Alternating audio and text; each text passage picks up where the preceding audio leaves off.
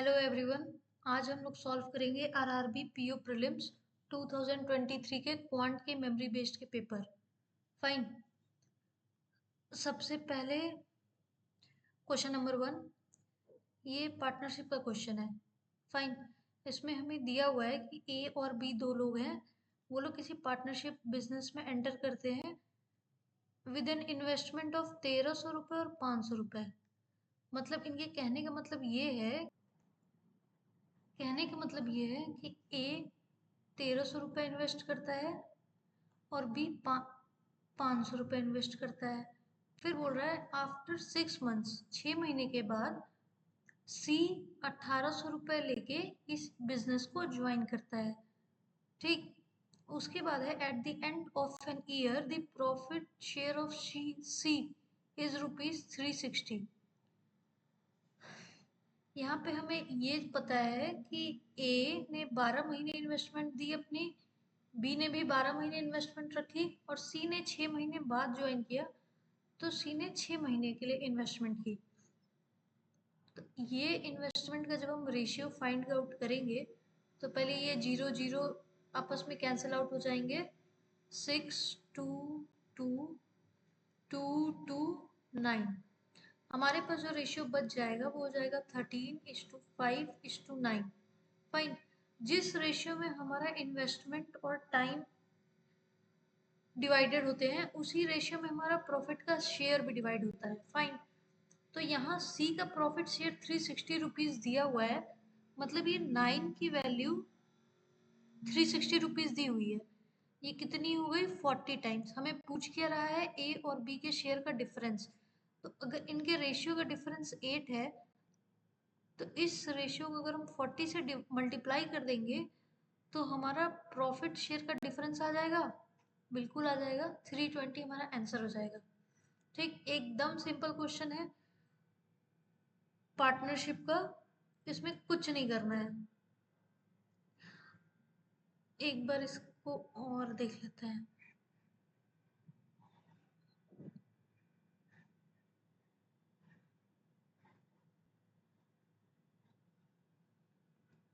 यहाँ पे हमें पता है जब कोई पार्टनरशिप बिजनेस होता है उसमें कोई भी पर्सन एक इन्वेस्टमेंट लेके आता है, उस इन्वेस्टमेंट को पर्टिकुलर टाइम के लिए देता है। मान लीजिए कोई पर्सन ए है, वो इन्वेस्टमेंट 1 और टाइम T1 के लिए लेके आया, और कोई पर्सन बी है, वो इन्वेस्टमेंट 2 टाइम 2 के लिए लेके आया। तो हमें पता है कि जो प्रॉफिट का रेशियो होगा हमारा, वो हमेशा ए और बी का जो होगा प्रॉफिट का रेशियो, वो होगा I1T1/I2T2। ठीक, इतना समझ में आ गया? जो हमारे इन्वेस्टमेंट और टाइम का रेशियो होगा वही हमारे प्रॉफिट का भी रेशियो होगा। बस इसी चीज का इस क्वेश्चन में यूज करना। इस चीज का क्या, पार्टनरशिप के जितने भी क्वेश्चन होते हैं उसमें कॉन्सेप्ट बस एक यही है जो यूज होता है, और पार्टनरशिप का पूरा कॉन्सेप्ट ही यही है। ठीक, ये हो गया। अब देखेंगे हम लोग next question. Next question age का है। एज का क्वेश्चन है। इसमें हमें दिया हुआ है 5 years ago, 5 साल पहले, average age of A and B was 15 years. The ratio of present age of A to C is 6:5 respectively. फिर दिया हुआ है if B is 4 years younger than C, then find the sum of the present age of B and C.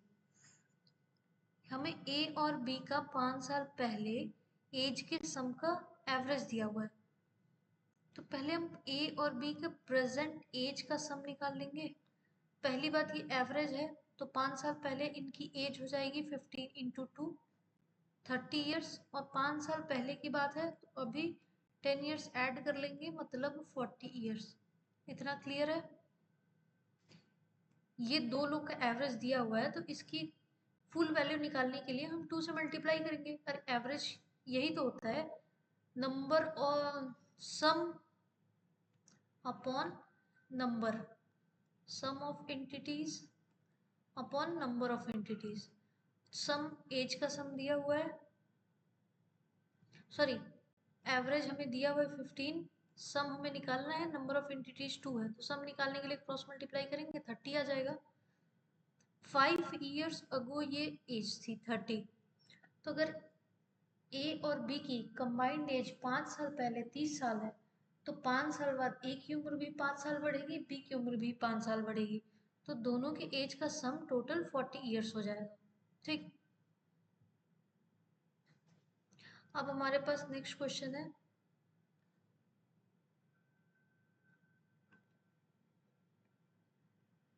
अब इसमें आगे कह रहा है कि ए और सी के जो एजेस का प्रेजेंट एज का रेशियो है वो 6:5 है। ठीक, इसका यूज अभी हम कर सकते हैं, नहीं कर सकते हैं। अब हमें बोला गया है B is 4 year younger than C. B is 4 years younger than C. तो हमें बी और सी के एज का सम निकालना है।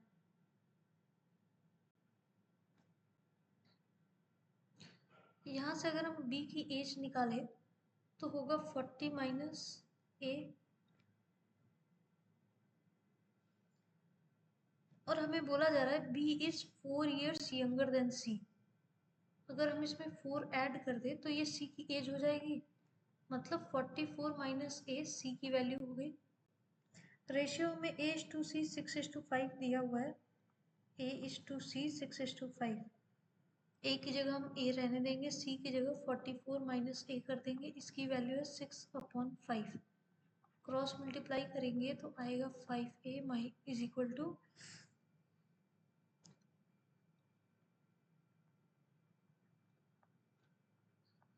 ये हो जाएगा 11a इज इक्वल टू 264। तो ए की वैल्यू आ जाएगी 24 ईयर्स।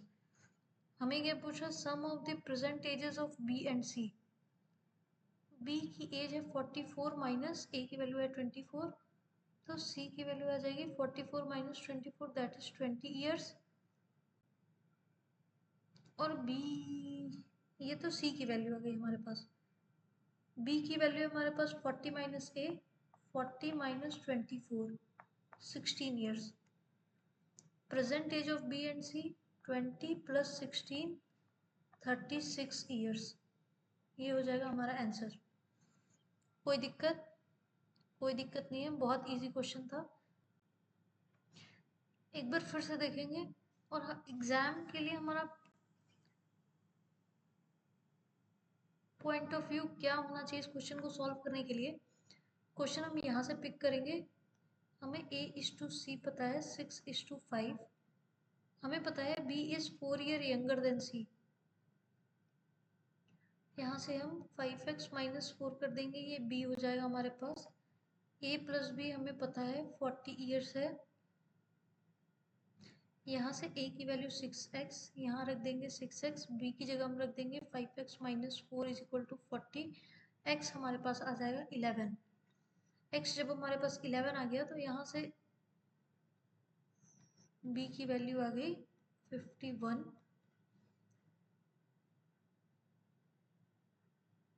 एक सेकेंड, यहाँ पे b की वैल्यू आ जाए। ये देखिए एग्जाम में बिल्कुल यही वाली गलतियाँ होती है। ये जो इक्वेशन है ये हो जाएगा 11x इज इक्वल टू 44। तो x की वैल्यू आएगी 4, ना कि 11। ये बहुत माइनर सी मिस्टेक्स होती है जो एग्जाम में हम पकड़ नहीं पाते हैं, जिसकी वजह से हमारा पूरा आंसर गलत हो जाता है। अब x 4 आ जाएगा, 4 5 या 20 माइनस 4। b की एज आ गई 16 ईयर्स। जब b की एज 16 ईयर्स आ गई और हमें पता है कि b c से 4 साल छोटा है, तो c 20 ईयर्स होगा। हमें बी और सी का कंबाइंड एज निकालना है, 36 ईयर्स हमारा आंसर हो जाएगा। हो जाएगा। बहुत इजी क्वेश्चन है, बिल्कुल टाइम नहीं लगना है इन क्वेश्चंस को सॉल्व करने में। फाइन, नेक्स्ट क्वेश्चन देख लेंगे। ये एवरेज का क्वेश्चन है। इसमें हमारे पास है the average weight of 8 people is x kg, 2 new people join them. हमें कह रहा है कि 8 लोगों का जो एवरेज वेट है वो x kg है। फिर बोल रहा है कि दो नए लोग ग्रुप को ज्वाइन करते हैं जिन दोनों लोग का कंबाइंड वेट 151 kg है। फाइन, जब वो इस ग्रुप को ज्वाइन करते हैं तो सारे लोग का एवरेज 3/2 kg से बढ़ जाता है। ठीक, फिर कहा जा रहा है if the weight of lightest people out of 2 people joined is x-5, जो पर्सन 1 और पर्सन 2 में 2 लोगों ने ज्वाइन किया, जाहिर सी बात है एक कोई भी होगा जिसका वेट ज़्यादा होगा, कोई दूसरा व्यक्ति होगा जिसका वेट कम होगा, तो जिसका वेट कम है उसका वेट है x-5 kg। ये x क्या है? ये 8 लोगों का जो एवरेज है पहले ग्रुप का, ये वो x है। हमें क्या फाइंड करना है? डिफरेंस बिटवीन दीज 2 पीपल वो ज्वाइन लेटर, ये जो दोनों लोग हैं इन दोनों लोग के बीच का वेट का डिफरेंस फाइंड आउट करना है हमें। ठीक,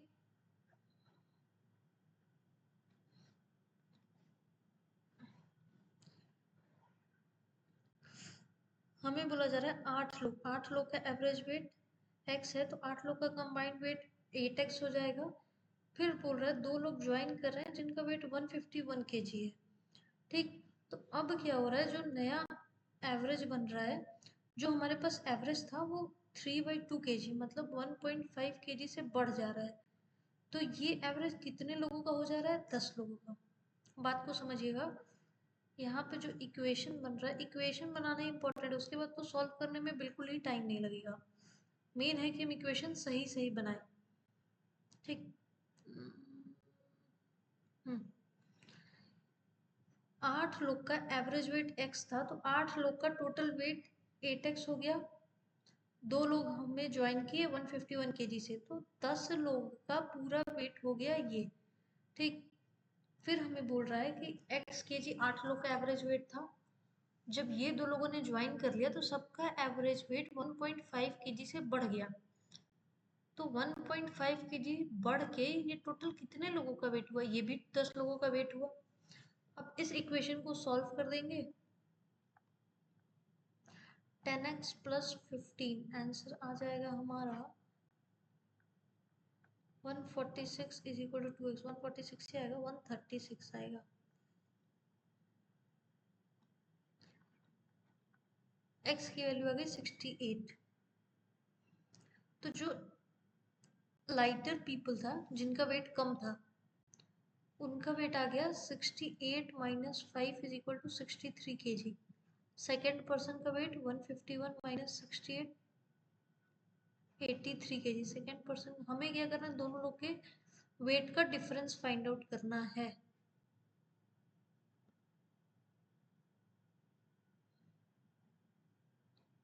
कुछ गड़बड़ हो रहा है। अरे ये कहाँ चला गया?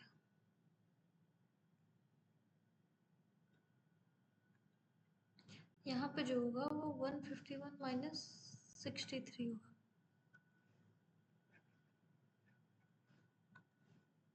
151 माइनस 63,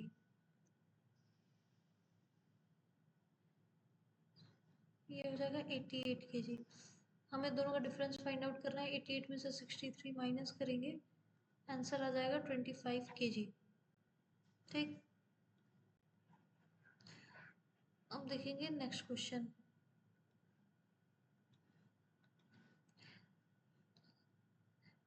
परसेंटेज का क्वेश्चन है। इसमें बताया जा रहा है कि A gets 40% marks in an exam and he received 40 less marks than passing marks. A है कोई स्टूडेंट, उसको 40% मार्क्स आए, जो भी टोटल मार्क्स होगा उसका 40% मार्क्स है, और वो पासिंग मार्क्स से 40 नंबर कम रह गया। तो अगर हम इसमें 40 मार्क्स ऐड कर देंगे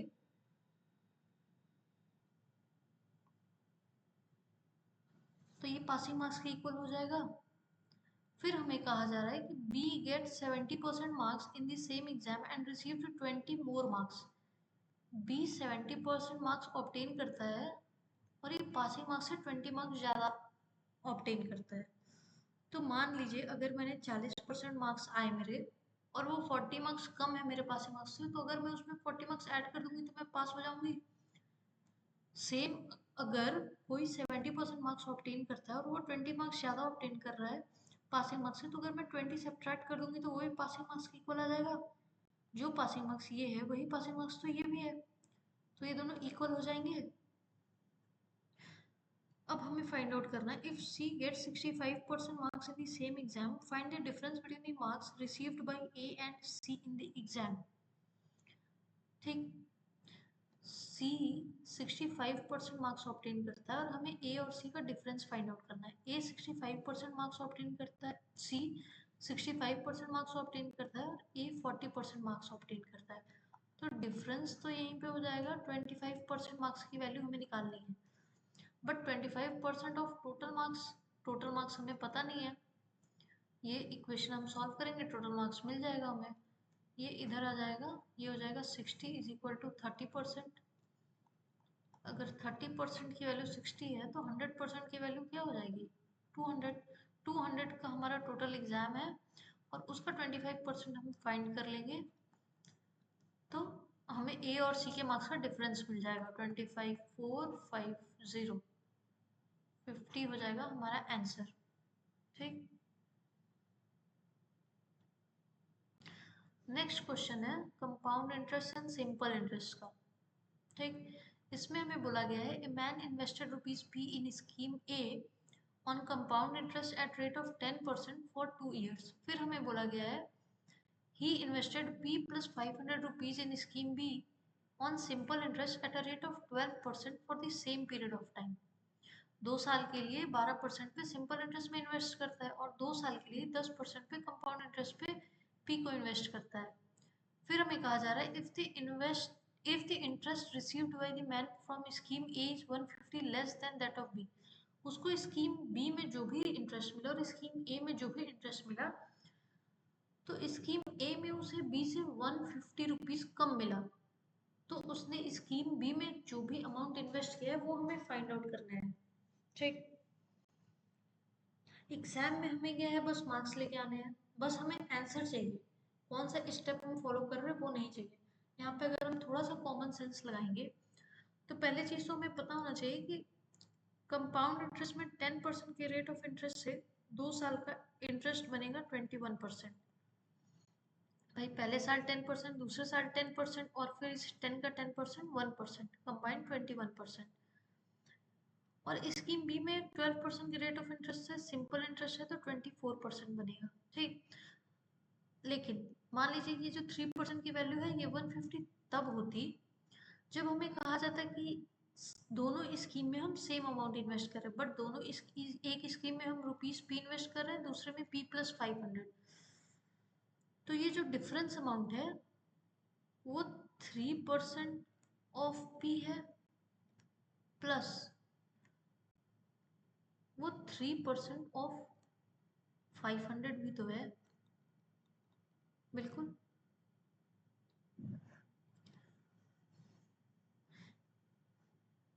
यहाँ पे 3% ऑफ पी प्लस 3% ऑफ 500 हो जाएगा 15 इज इक्वल टू 150। ये इधर आ जाएगा, ये हो जाएगा 135।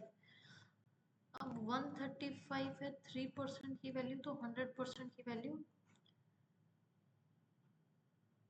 3 4 से 12, 3 5 से 15, 4500। फाइन, क्या आ गया ये,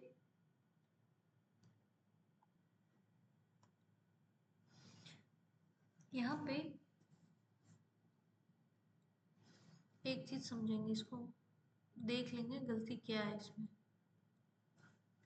यहाँ पे 3% ऑफ पी तो ठीक है, प्लस ये 24% ऑफ 500 होगा, इसकी कंबाइंड वैल्यू आएगी 150। क्योंकि ये कैसे आया देख लेंगे, यहाँ पे 21% ऑफ पी, ये हो गया compound interest, 24% of P plus 500 ये हो गया सिंपल इंटरेस्ट। दोनों का डिफरेंस निकालना है हमें, तो 24% of P minus 21% of P, ये तो हो गया 33% ऑफ पी, फिर ये हो गया 24% ऑफ 500। फाइन, ये दोनों की कंबाइंड वैल्यू है 150। समझ गए, ये हो जाएगा 24% ऑफ 500, 5 4 से 20, 120। 3% ऑफ पी की वैल्यू आ गई प्लस 120 इज इक्वल टू 150।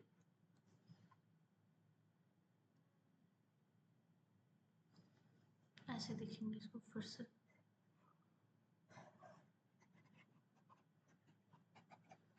इसमें कुछ नहीं करना है, बस इसका तो फर्स्ट स्टेप ही होगा इक्वेशन के साथ। बस हमें इक्वेशन बनानी है और उसको सॉल्व कर देना है, और कुछ भी नहीं करना है। इक्वेशन भी एकदम इजीली बन जाएगी।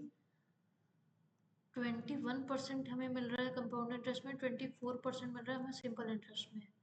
दोनों में पी अमाउंट इन्वेस्टेड है तो डिफरेंस 3% ऑफ पी हो जाएगा। उसके बाद सिंपल इंटरेस्ट में हमने 500 एक्स्ट्रा इन्वेस्ट किया है तो 24% ऑफ 500 करेंगे।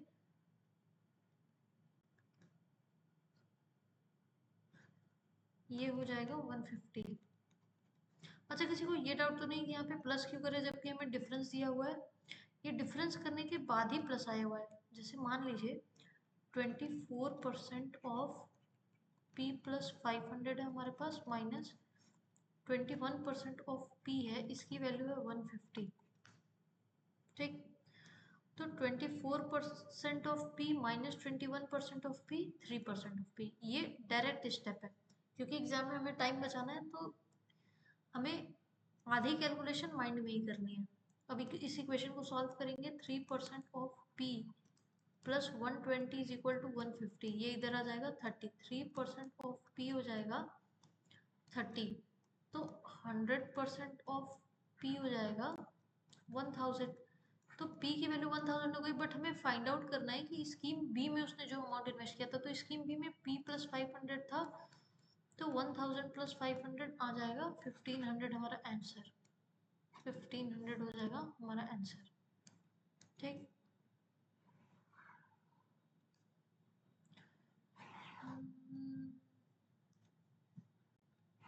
ये सब साफ कर लेंगे। अब आगे हमें देखिए रॉन्ग नंबर सीरीज। ठीक है,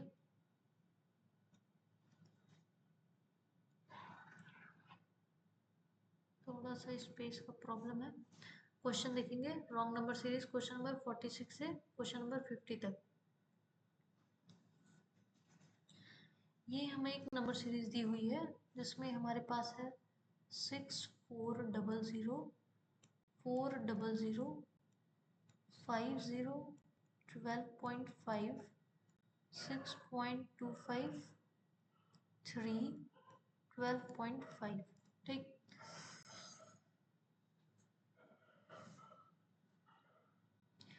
ये तो पता है कि डिवाइड हो रहा है क्योंकि वैल्यू ड्रास्टिकली चेंज हो रही है। ठीक, बहुत मेजर गैप है। तो अगर हम इसको डिवाइड करें किससे कि 400 आ जाए, 16 से। ठीक है, इसको हम किससे डिवाइड करें कि 50 आ जाए, तो 8 से।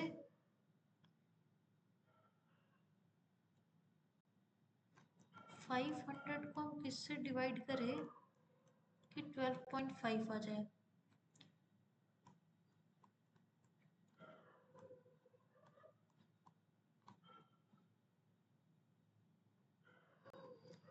ये हो गया 40, सॉरी 4 होगा।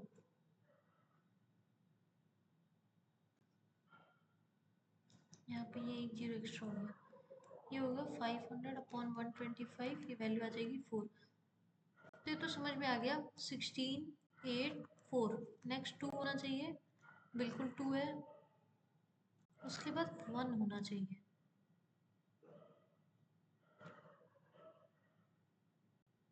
होना चाहिए। इसका हाफ हमने किया 8, उसका हाफ हमने किया 4, इसका हमने हाफ किया, यहाँ हमारे पास 1 होना चाहिए।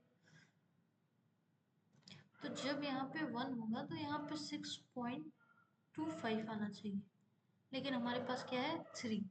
3 हो जाएगा हमारा रॉन्ग आंसर। नेक्स्ट क्वेश्चन देखेंगे।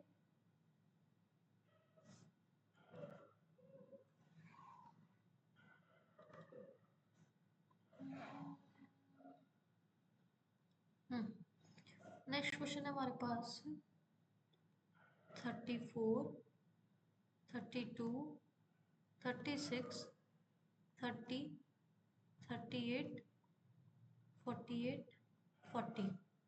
ठीक, +2 +2 +2, एकदम सिंपल है, देख के पता चल रहा है। -2 शुड बी -2, तो यहाँ पे होना चाहिए था 28 बट है क्या 48। आंसर हो गया हमारा 48। बिल्कुल टाइम नहीं लगेगा। कुछ कुछ रॉन्ग नंबर सीरीज क्या होता है, हमें मिसिंग नंबर सीरीज की इतनी आदत होती है कि रॉन्ग नंबर सीरीज के लिए हमें थोड़ा अटपटा लगता है, बट रॉन्ग नंबर सीरीज भी उतनी ही ईजी होती है। बस ये है कि हमें उसे देख के समझना होता है कि गलती है कहाँ पे। ठीक, नेक्स्ट क्वेश्चन देखेंगे। ये हमारे पास 43, 47, 56, 72, 108, 133, 182।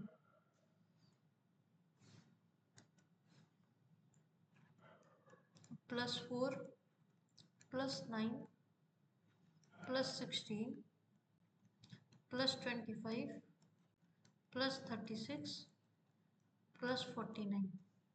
सीरीज होनी चाहिए यही, 2 का स्क्वायर, 3 का स्क्वायर, 4 का स्क्वायर, 5 का स्क्वायर, 6 का स्क्वायर, 7 का स्क्वायर। सिंपल है। +4 सही है, +9 सही है, +16 सही है, +25 सही नहीं है। कुछ नहीं देखना है, हो गया हमारा आंसर खत्म। नेक्स्ट क्वेश्चन देखेंगे।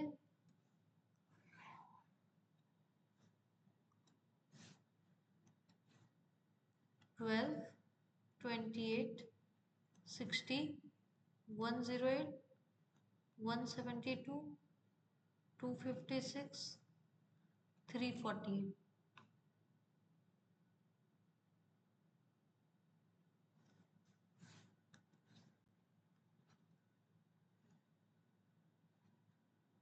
16, 32, 48, 64, 80, 96। होना तो ये चाहिए। अब चेक करेंगे कहाँ पे ये पैटर्न ब्रेक हो रहा है। 16 सही है, 32 सही है, 48 सही है, 64 सही है, बिल्कुल सही है, 89, 256 हो गया हमारा गलत आंसर। ठीक, last missing number of series देखेंगे।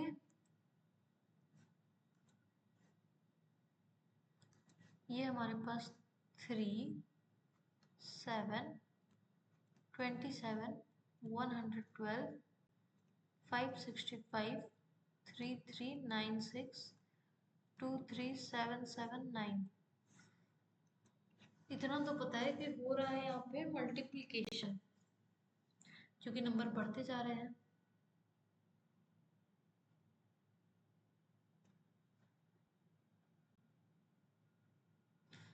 ये हमें समझ में आ रहा है कि ये है इंटू 5 + 5 है, ये है इंटू 6 + 6, और ये है इंटू 7 + 7। पैटर्न मिल गया। ये होना चाहिए इंटू 4 + 4, ये होना चाहिए इंटू 3 + 3, और ये होना चाहिए इंटू 2 + 2। चेक करेंगे। 3 × 2 = 6 + 2 8। बिल्कुल 7 हमारा रॉन्ग नंबर सीरीज है, 7 हमारा गलत है। इस वीडियो में क्वेश्चन नंबर 50 तक ही रहेगा। पार्ट 2 इसका कल अपलोड हो जाएगा, उसमें आगे के हम लोग क्वेश्चन सीखेंगे। क्वेश्चन नंबर 51 से देखेंगे, ये DI के क्वेश्चन है, और उसके बाद ये अप्रोक्सीमेशन के क्वेश्चन नंबर 56 से 60 तक है। कोई दिक्कत नहीं है, पार्ट 2 वीडियो में हम आगे के क्वेश्चन सीखेंगे। यहाँ तक में अगर किसी को कोई भी प्रॉब्लम होगा या कुछ समझ में नहीं आया होगा, वो कमेंट सेक्शन में ड्रॉप कर देंगे, हम वो चीज़ें वापस से एक्सप्लेन कर देंगे। वैसे कुछ खास था नहीं, ये सारे क्वेश्चन में बहुत इजी क्वेश्चन थे, तो जो भी दिक्कत होगी शेयर करिएगा। बाकी चैनल नया है तो प्लीज़ मेरे चैनल को लाइक करिए, सब्सक्राइब करिए, और जो भी सजेशंस हो वो कमेंट बॉक्स में ज़रूर लिखिएगा। Thank you so much.